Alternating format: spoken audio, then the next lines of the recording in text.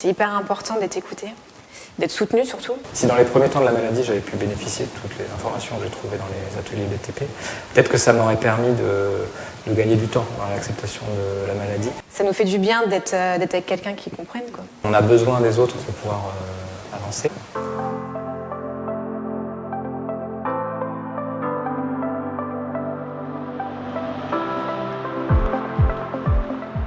Les MICIS sont les maladies inflammatoires chroniques de l'intestin. Il y a deux pathologies essentiellement, la maladie de Crohn et la rectocolite hémorragique. Ce sont des maladies qui touchent l'intestin, le côlon et qui se manifestent essentiellement par des douleurs abdominales, de la diarrhée, du sang dans les selles, un amaigrissement, parfois de la fièvre. Ça a quand même un retentissement sur la qualité de vie. La fatigue est un élément important de ces maladies.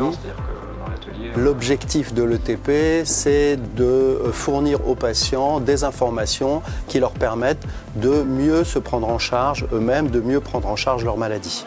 Comment allez-vous ? Ils voient le gastro-entérologue, ensuite ils me voient moi. Ils m'expliquent un peu leur vécu de la maladie, comment ils vont en ce moment, comment on peut les aider, les accompagner au quotidien pour améliorer leur vie. Je leur propose donc le parcours d'éducation thérapeutique avec les différents ateliers. Ça leur permet de rencontrer d'autres patients et d'échanger sur leur vécu, leur expérience. Quand on nous diagnostique la maladie, je pense que tout le monde est perdu parce qu'on ne sait pas ce que c'est au final. Quand on ressort de ces ateliers, en fait, on est serein, on se pose plus trop de questions. On se sent mieux en fait. Vous avez noté l'intestin grêle, donc oui.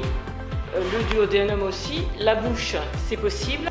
Une phase de rémission, c'est un moment plus calme. L'atelier collectif, c'est surtout l'échange. Que les patients puissent échanger leur pathologie à travers leurs signes et du coup trouver des trucs et astuces par rapport au mode de vie, par rapport au fait de sortir, de vivre quoi en fait.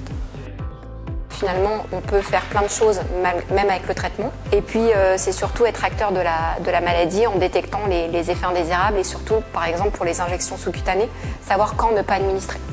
Il n'y a aucun aliment qui leur est interdit et aucun aliment qui peut aggraver leur maladie. Et au contraire, une alimentation la plus équilibrée et variée sera bénéfique. Nous allons vous distribuer un petit quiz que vous allez tenter de remplir. Et puis on parlera un petit peu aussi de tout ce qui concerne les remboursements de l'assurance maladie. Ça peut être aussi important de connaître les termes. Quand je viens à l'hôpital, en face de moi, j'ai compris maintenant que je n'avais pas juste un médecin à voir, mais qu'il y a bien une équipe derrière qui est là pour m'accompagner avec des compétences complémentaires, quoi. Le retour des patients, il est très très positif.